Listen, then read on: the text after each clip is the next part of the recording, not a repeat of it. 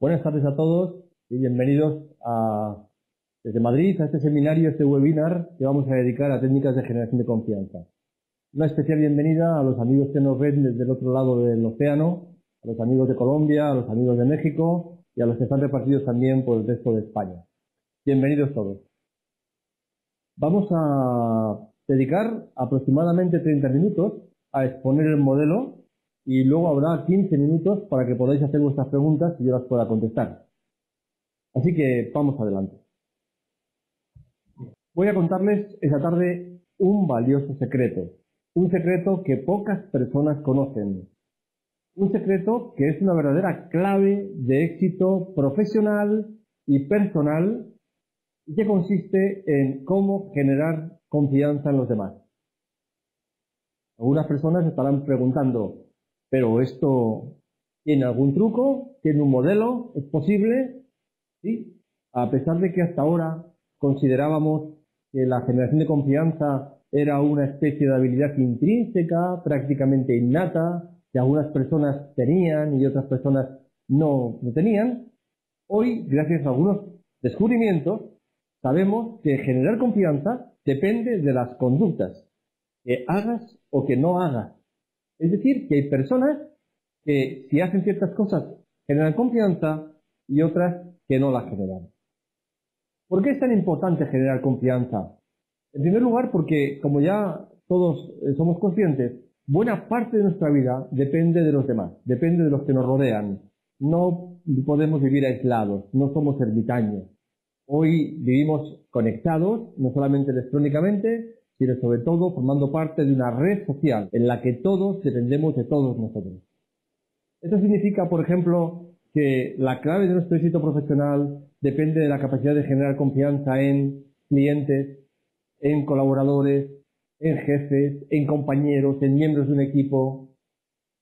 Y hoy sabemos cómo se puede hacer esto. Es decir, qué es lo que hay que hacer para generar esta confianza. Y en el terreno personal ocurre lo mismo. La clave de la relación de pareja es la generación de confianza, por ejemplo. Y la clave de la relación con los amigos o la clave de la relación con los vecinos es la generación de confianza. Esto parece que resulta la habilidad clave en una sociedad en la que todos estamos continuamente viviendo en sociedad. Ahí tenéis un iceberg.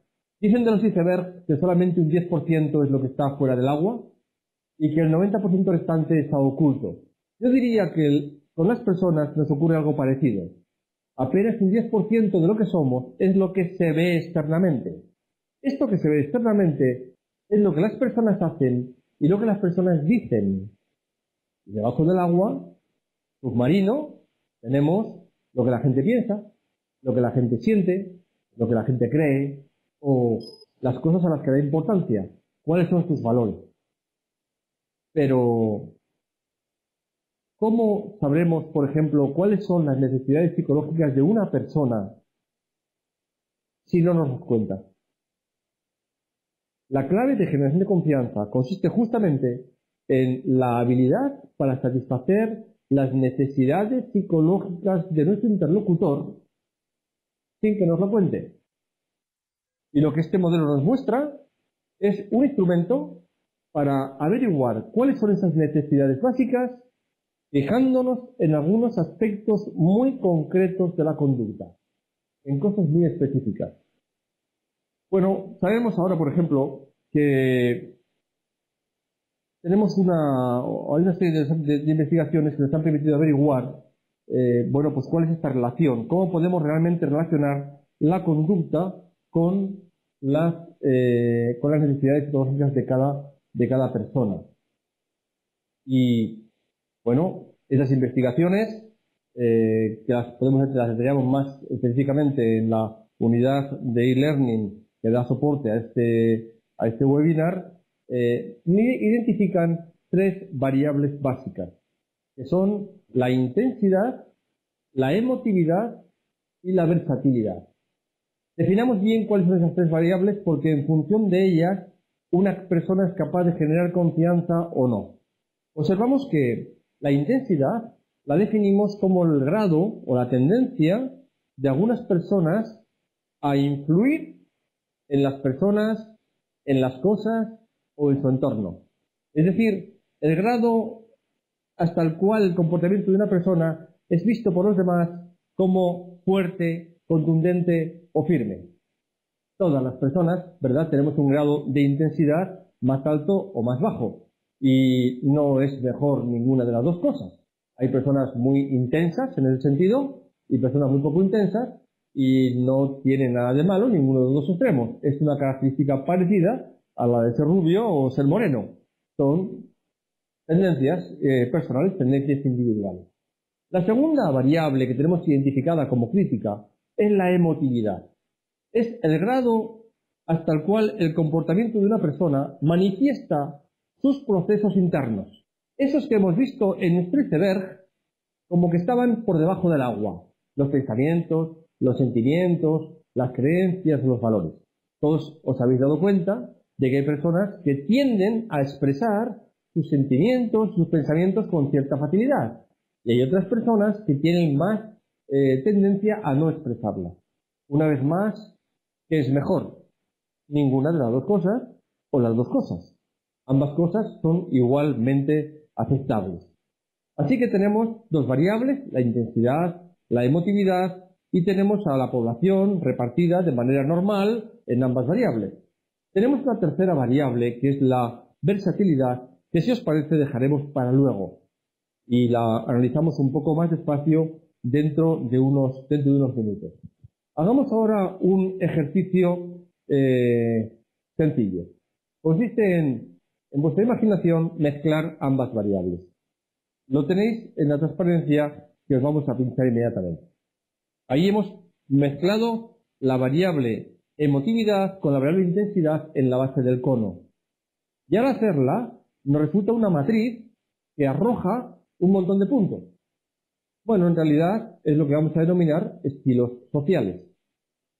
Estilos sociales que teóricamente son infinitos, pero para simplificar las cosas, vamos a dejarlos establecidos en 4. Vamos a dividir las variables en más y en menos. Hablemos de intensidad alta, intensidad baja, emotividad alta, emotividad baja. Y entonces nos encontramos con que tenemos un estilo social compuesto por personas que tienen una intensidad alta y una emotividad alta también. Los hemos llamado promovedores. Las personas que tienen una intensidad alta y una emotividad baja los hemos llamado realizadores. Y las personas que tienen una emotividad baja y una intensidad baja los hemos llamado sistemáticos. El cuarto estilo social, como podéis ver en la transparencia, son las personas que tienen una emotividad alta y una intensidad baja. A estos últimos los hemos llamado amigables. Bueno, ya imagino que estáis intentando diagnosticar cuál es mi estilo, cuál es el de la persona que conozco. Por favor, retrasar un poco este pensamiento, porque quiero deciros que antes de nada, los nombres no significan nada.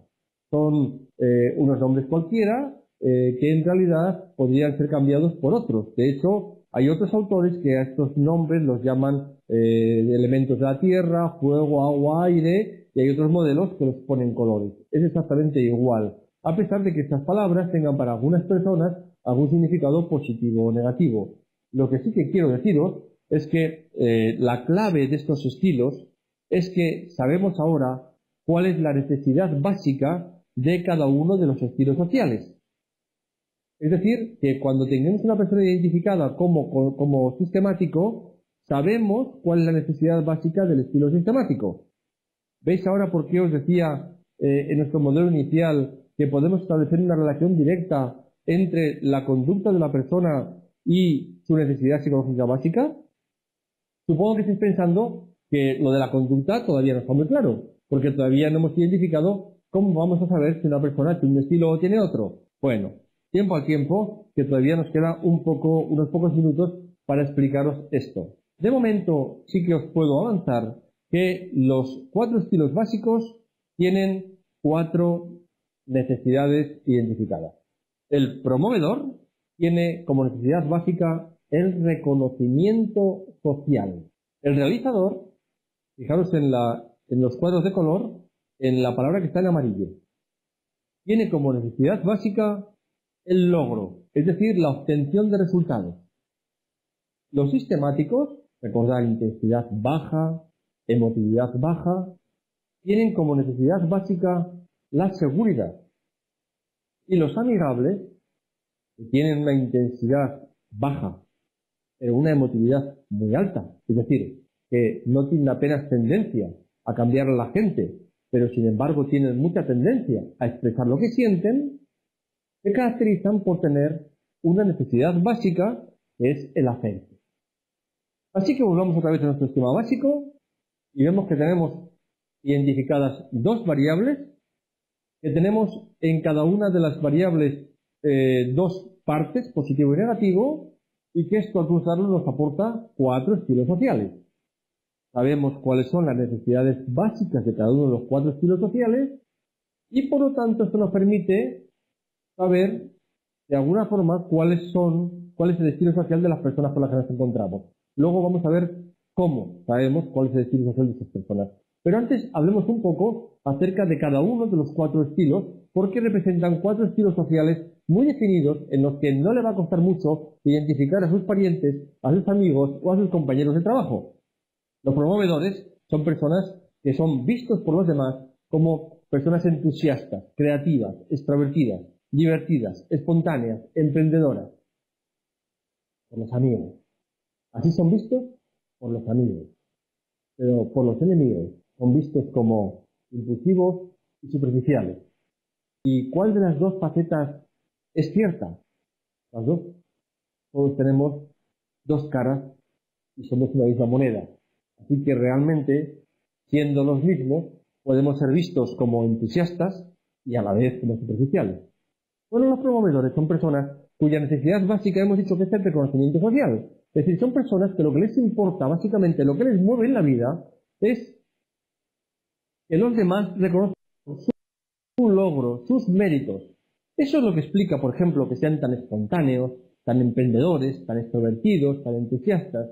Y como es esto lo que les importa, esto es lo que hace que sean vistos por los demás como impulsivos y superficiales, porque realmente lo que les importan son los nuevos proyectos desde el futuro. No están muy centrados en la realización de esos proyectos.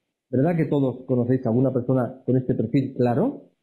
Bueno, son personas cuyo punto fuerte es la espontaneidad.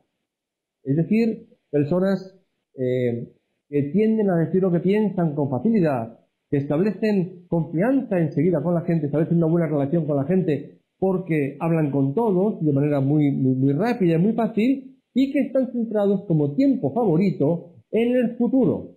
A los promovedores el presente les importa poco y el pasado no les importa nada. Les importa mucho la proyección de futuro, los proyectos, lo que vamos a hacer. Los promovedores tienen una reacción ante la tensión basada en los gritos, en la ira, en la furia. Podemos decir que son perros ladradores, poco mordedores, como la cerveza, que sube enseguida, pero baja pronto también. Bueno, su punto débil es la autodisciplina. No son personas que se centren en hacer bien los proyectos que generan. Son más bien de generar proyectos. Promovedores. Los realizadores son personas que hemos dicho que tienen una intensidad alta y una emotividad baja. Su necesidad básica es el logro. Y eso significa que pueden ser vistos por sus amigos como personas muy prácticas, muy realizadoras, muy independientes, muy decididas, muy eficientes, con fuerte voluntad, muy sinceras y muy rápidas. Pero dicen los enemigos que también pueden ser vistos como exigentes, críticos, insensibles, impacientes y duros. Estas personas tienen como punto fuerte la autodeterminación. Es decir, tienen mucha capacidad para centrarse en sus objetivos y para llevarlos a cabo. Su punto débil es la humildad. A veces son vistos como prepotentes, a veces son vistos como muy mandones, como muy impositivos. Recordad, son muy intensos y no suelen tender a decir lo que piensan, por eso a veces son vistos como fríos. Pasemos al tercer estilo, el sistemático. El sistemático se caracteriza por una tendencia a la intensidad y una tendencia a la emotividad baja. Su necesidad básica, ya hemos dicho antes, es la seguridad. Su punto fuerte es la calidad. Precisamente porque lo que le importa es la seguridad, hace las cosas muy bien. Son vistos, por lo tanto, como por sus amigos, como laboriosos, ordenados, serios, persistentes, exactos, lógicos. Pero sus enemigos dicen de ellos que pueden llegar a ser pesados, perfeccionistas, testarudos, indecisos. Veis que es el mismo perfil. Son las dos caras de la misma moneda. El sistemático está centrado sobre todo en el pasado porque es lo que le da la seguridad y la calidad. Las cosas probadas, las cosas seguras, las cosas serias. Ante la tensión, tienden a la huida, pero es una huida provisional. Solamente van a cargarse de argumentos. Ojo con los sistemáticos porque son muy poderosos. Su fuerza radica en la calidad y en la seguridad. Así que vuelven luego con argumentos de mucho peso. El cuarto de los estilos es el estilo amigable. Las personas amigables se caracterizan por una tendencia a la emotividad alta y una tendencia a la intensidad baja. La necesidad básica, como ya hemos dicho, es el afecto y su punto fuerte es la armonía. Es decir, les gusta estar en entornos donde las personas se llevan bien, donde hay buen clima, donde las personas están a gusto. Su punto débil es la autodeterminación. Con tal de conseguir esa armonía y la satisfacción de todo el mundo, son capaces de renunciar a sus propios intereses y a sus propios objetivos. Estas personas tienden a la tristeza como sentimiento negativo favorito y pueden ser vistos por los demás como leales, agradables, respetuosos, cooperadores, amables, cooperadores, facilitadores, comprensivos, pacientes. Pero dicen sus enemigos, son demasiado diplomáticos, demasiado inseguros, demasiado dependientes, conformistas, no sinceros, pierden el tiempo. 4 estilos, 4 grupos sociales bastante bien definidos. Pero no nos servirán de nada si no tenemos claro cuáles son las conductas en las que hay que fijarse para saber cuál es el estilo de cada uno. No sirve el que hagamos el diagnóstico directamente con las características que os he mencionado, ni con las tendencias a las variables básicas. Necesitamos que lo hagamos a través de fijarnos en algunas conductas concretas. Observad este cuadro. Ahí tenéis las variables en las que hay que fijarse respecto a la intensidad. Es decir, para evaluar si una persona tiene tendencia alta o baja a la intensidad, hay que fijarse en 6 cosas básicamente. La velocidad del discurso, es decir, la velocidad a la que habla, la cantidad del discurso, las personas que hablan mucho y las personas que hablan poco, y también qué tipo de discurso tienen. Por ejemplo, si hablan con afirmaciones, que no dejan de ser un poco impositivas, por eso esto nos ayuda a medir la intensidad, o hablan, por ejemplo, más con condicionales.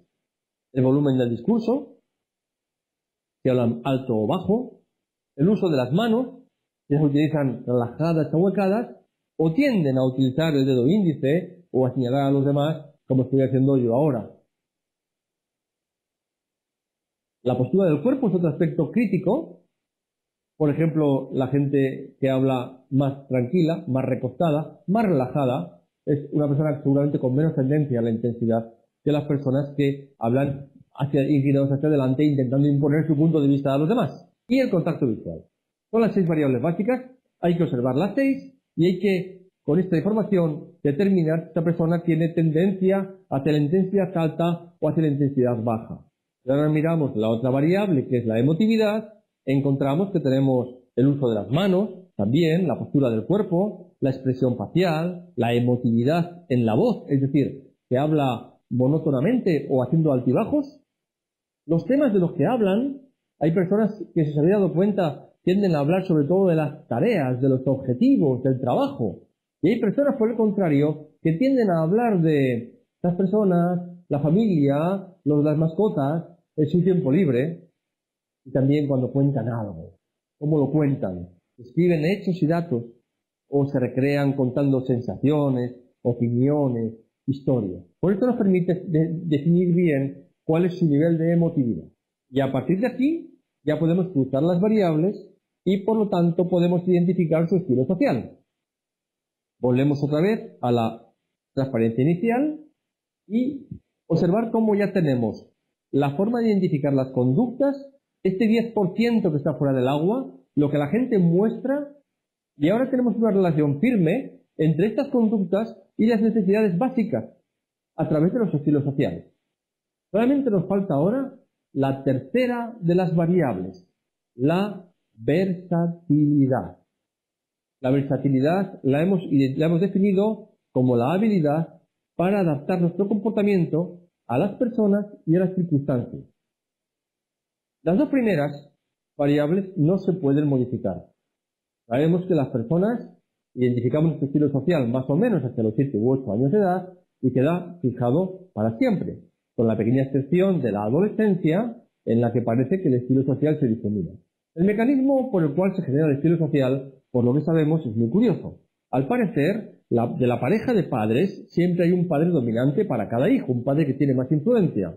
Bueno, pues sabemos que en el primer hijo, en un 70% de posibilidades, no el 100%, el padre dominante copia su estilo social en el primer hijo. Pero curiosamente, este mismo padre dominante, al segundo hijo, en el que influye, parece que le copia el estilo social contrario. Y así hasta 7 posibles hijos. De forma que el mecanismo es sencillo. Parece que los padres, cuando ven a sus hijos reproducir conductas de ellos, les hacen mucha gracia y las refuerzan. En el segundo hijo empiezan a descubrir sus propios puntos débiles e intentan compensarlos forzando el refuerzo de conductas contrarias. Como os decía, el estilo social no cambia a lo largo de la vida. No importa, porque como ya hemos dicho antes, no hay ninguno mejor que otro. Por lo tanto, no tiene ningún sentido intentar cambiarlo, más allá de que nos guste el nombre o cómo nos vean. Ya hemos visto que todos los estilos pueden ser vistos por los enemigos desde un punto de vista más negativo.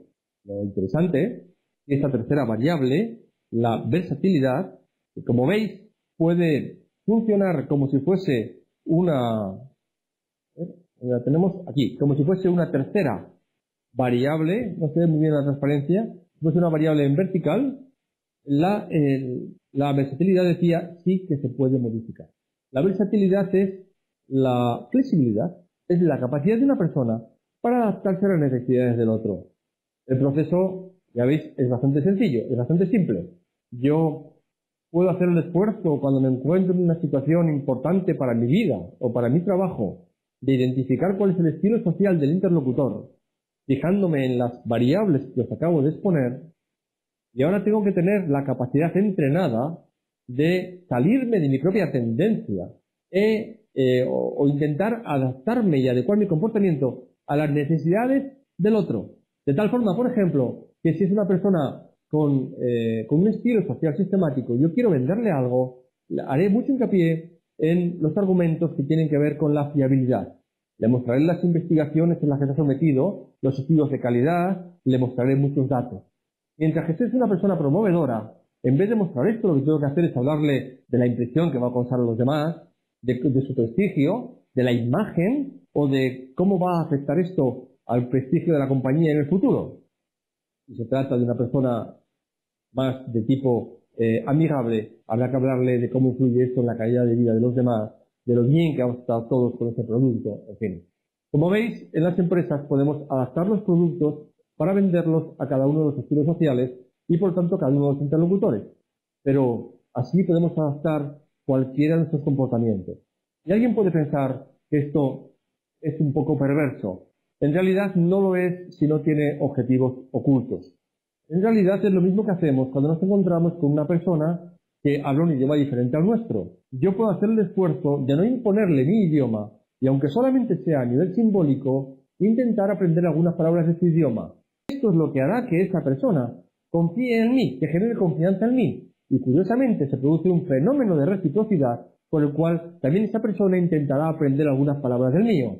Si nos quedamos los dos enrocados en nuestros idiomas originales y exigimos que sea el otro que se adapte, nos vamos a encontrar con que ninguno de los dos realmente se entiende con el otro. Si uno da el paso y hace un esfuerzo de adaptación, un esfuerzo de flexibilidad, eso provoca en el otro el mismo efecto. Y es entonces cuando se establece un vínculo de generación de confianza. Esta es la clave. Es decir, es un proceso de sensibilidad interpersonal, es un proceso de adaptación a las necesidades del otro, que consiste en conocerme, conocer mis propias tendencias, conocer también cuáles son las tendencias del interlocutor y cuando me merezca la pena, ser capaz de adaptar mi comportamiento a esas necesidades básicas del otro. Recordar, sin embargo, que la versatilidad, la flexibilidad es un esfuerzo. Una persona no puede estar continuamente haciendo esfuerzos para adaptarse al comportamiento de los demás. Sobre todo cuando nos encontramos con personas que no hacen el esfuerzo por su parte. Como os he dicho, lo normal es que cuando uno hace el esfuerzo, el contrario también lo haga. Pero si no es así, la relación no se podrá mantener mucho tiempo. Pensar ahora, por ejemplo, en todas las personas que a lo largo de vuestra vida han tenido problemas de relación con vosotros, con ustedes. Fíjense en que en casi todos ellos se ha producido una ruptura del círculo de confianza. Bueno, si son personas que no son demasiado importantes, no pasa nada. Pero si nos encontramos con que son personas con las que tenemos que vivir, que es, no sé, el padre o la madre de nuestros hijos, es nuestro jefe, es nuestro cliente, a lo mejor merece la pena que hagamos este esfuerzo de descubrir cuáles son esas conductas claves para de ahí poder deducir su estilo social y poder adaptarnos realmente a su necesidad básica.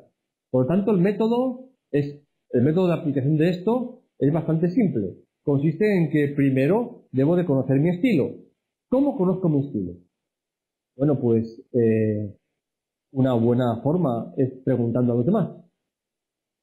Yo os aconsejaría que no pidierais feedback sobre estas conductas a personas con las que os une una relación afectiva en positivo o en negativo, porque su percepción puede estar distorsionada.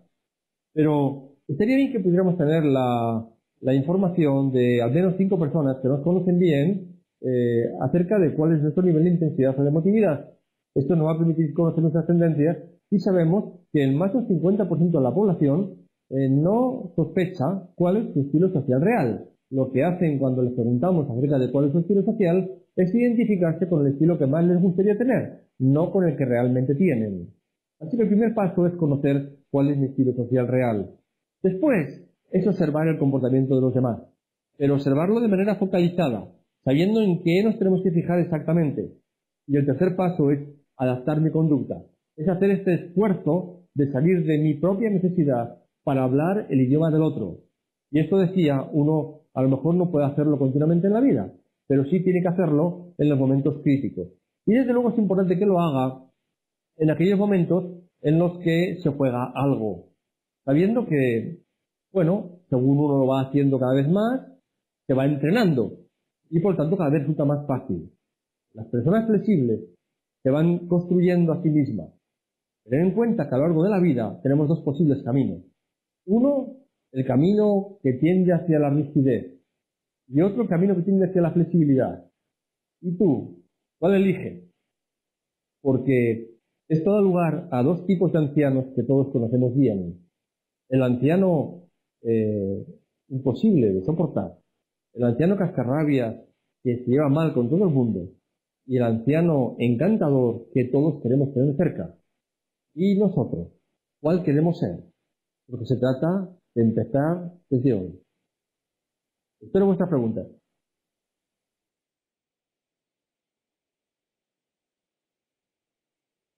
Muy buenas a todos de nuevo y muchas gracias por vuestras preguntas. La verdad es que la participación ha sido granada. Una de las preguntas dice, ¿dónde es más fácil aplicar el modelo? ¿En la vida personal o en la profesional? Yo creo que es más fácil en la vida profesional porque suele haber menos afectos radicales. Pero en realidad, cuando una persona adquiere la habilidad de generación de confianza, resulta muy útil para la vida personal y para la vida profesional. En realidad la habilidad se lleva consigo allá donde va. Nos preguntaba también otra persona, ¿cuáles son las investigaciones en las que está basado esto? Bueno, pues esas investigaciones están basadas en las realizadas por el doctor David Merrill y Roger Hayes por una parte, Robert Bolton por otra parte, Dorothy Grover por otra parte y Catherine Bessinger por otra.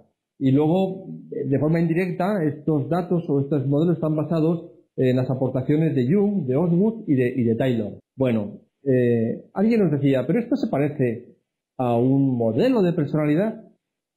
No, por favor, no es un modelo de personalidad. Entonces estaría pareciendo demasiado a los horóscopos. que no son un elemento muy científico.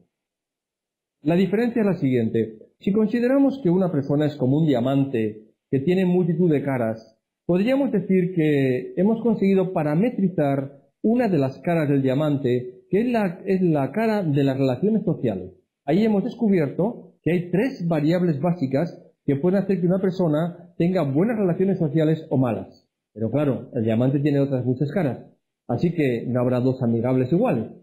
Cada amigable se diferenciará de los demás en todas las demás caras del diamante. Por lo tanto, podríamos decir que como mucho es un aspecto de los muchos que integran la personalidad, pero esto no es un modelo de personalidad que explique todas las conductas de una persona. Alguien preguntaba si tenemos algún formulario o algún test que ayude a determinar el estilo social.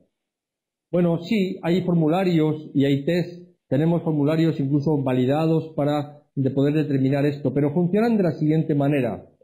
Hay un formulario que uno rellena sobre otra persona, es decir, es algo que le ayuda a objetivar la conducta de la otra persona. Por lo tanto, si sobre un sujeto informan 5 observadores distintos, obtenemos 5 puntuaciones sobre cada una de las conductas que, si las tratamos adecuadamente, nos dan un nivel de fiabilidad muy alto respecto a su nivel de emotividad o de intensidad. De hecho, esta es la forma correcta de proceder. Es decir, que no hagamos diagnósticos a la ligera, sino que para determinar exactamente cuál es el estilo social de una persona, podamos pedir a 5 personas que nos den el cuestionario rellenado. Efectivamente, tenemos esta herramienta y este modelo está siendo publicado en una unidad didáctica de e-learning que publica LIS Editorial, y también en un próximo libro que próximamente sacaremos al respecto, en el que aparecerán estos instrumentos de medición y de control.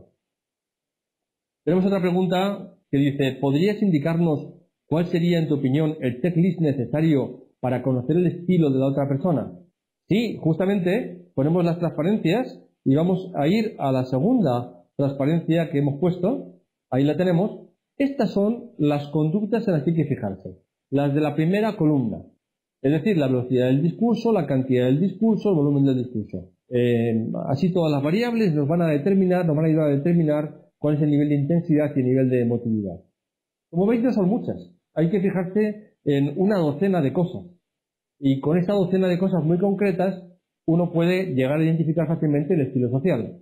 Así que, bueno, es cuestión de entrenarse, porque esto luego lo llega uno a automatizar. Y se produce, amigos, un efecto muy curioso. Y es cuando uno incorpora el método y el modelo, va viendo cómo las cosas cuadran. Y uno empieza a observar comportamientos muy paradigmáticos hasta la gente con la que se cruza por la calle.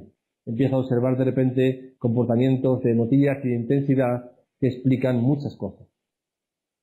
Y otra pregunta decía: ¿la definición de los estilos sociales tiene el mismo fundamento de los centros regentes, instintivo, emocional y racional? Bueno, no conozco esa teoría a fondo de los centros regentes. Lo que sí que os puedo decir es que se trata de modelos de aproximación seguramente distintos. Aquí intentamos ser muy conductuales, por 2 razones. Primero, por rigurosidad, y en segundo lugar, por practicidad. Nos fijamos en lo que la gente hace o deja de hacer. No hacemos ninguna inferencia respecto a cómo es la gente. Simplemente observamos si se comportan de una manera o de otra, y el modelo es el que nos da el automatismo para identificar el estilo social que hay debajo. Por lo tanto, el foco de atención está en la conducta. La aplicación a la actividad comercial. No es posible aplicar esto, ni ninguna otra técnica de venta, a ventas en las que no hay personas, en las que se produce, por ejemplo, una subasta electrónica, o en las que se define una comisión a la que no conocemos. Pero es perfectamente útil para aquellas relaciones comerciales en las que tenemos un comprador, en las que tenemos una persona al otro lado. No hace falta que tengamos un conocimiento muy exhaustivo de esa persona, porque recordar que solo tenemos que fijarnos en una docena de conductas concretas. Lo ideal es poderlas observar en diferentes situaciones. De hecho, esto es utilizado por muchas compañías para su red comercial. Lo que esos comerciales hacen es hacer una primera visita al cliente con el único objetivo de identificar su estilo social.